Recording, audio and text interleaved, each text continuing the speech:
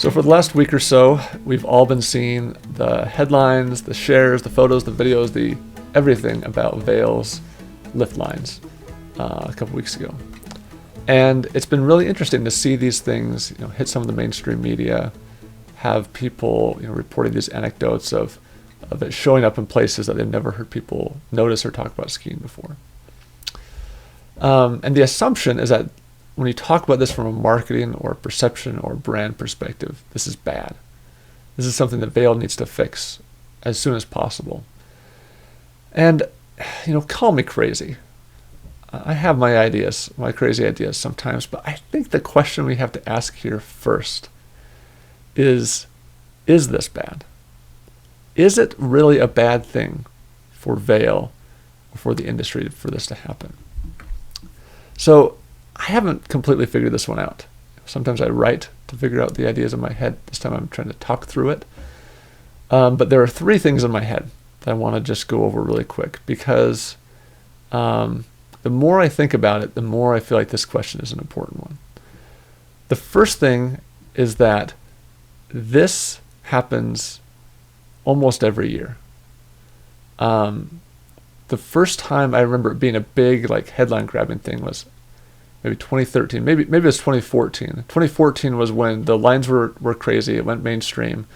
My coworker, Molly, told me that her brother had actually gotten some local media outlets to bite on a headline he wrote, a little tongue-in-cheek headline that you could see them from space. They were that bad. And it was a big deal then. People were kind of freaking out about it the way they are now. And I think it's happened 3 or 4 more times since then, even before this year. But it's really a once-a-year thing on a big holiday weekend or that one, once in a 3 or 4 year storm, it happens. And that brings me to the second point that's in my head. So one, it happens regularly. You would think that if this was going to ruin Vail's rep or destroy their brand, it would have done that 6-7 years ago. The second thing that it brings me to is this idea that it's fairly easy to explain away because it only happens typically, maybe I don't think I can remember it happening more than once a year. So once a year you have this thing and it's easy to explain. There's a crazy storm, maybe the lift's open late and a lot of people to build up. Maybe a lift was closed and everyone had to funnel here. It's in every situation, it's easy to explain. I think that's important, right? If this is a regular occurrence, that's one thing. But one-time thing that's happening all the time. A lift goes down, the resort has to close, roads are closed. These things, skiers get over fairly quickly. They're not deal breakers. It's when it happens over and over again in a season, and a season as a whole is ruined or impacted. I won't even say ruined. But the third thing, this is where my brain spends the most time on when I try to chew through this, is that people that are jumping in this conversation are treating skiing at Vail as a logical decision. That with this impact to the skiing experience, people will not come to Vail anymore, or people will not do X or Y or Z anymore. From my perspective, skiing at Vail is not a logical decision. If it were about logic, people would factor in things like price and snow quality and proximity and traffic. And when you add in all those things, Vail is the absolute worst at all those things. The parking is terrible. The traffic in and out is terrible. The snow quality is decent, but you have to ride a few lifts to get to the good stuff. It's the most expensive resort, and that is part of their marketing strategy. Every holiday season, they get those headlines for that, and they can talk about their more inclusive message.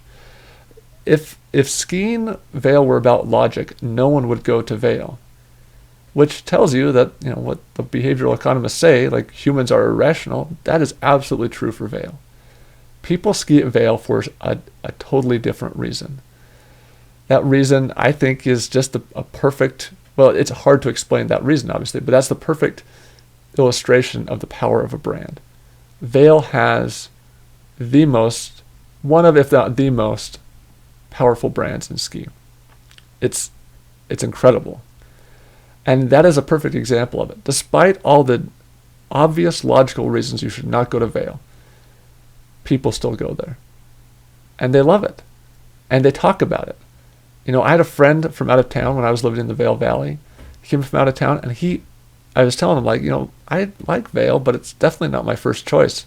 He was dead set on going to Vail because it's Vail.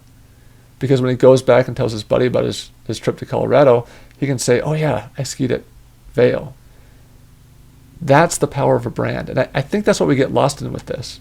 You know, my argument, and I could be completely wrong on this, is that these lift lines, the fact that not this many people were waiting in line, but this many people all chose Vail, given all those alternatives, given all those reasons not to, that this many people still chose Vail, and that's what caused the lift line. I think that adds to this sort of mythical aura around Vail.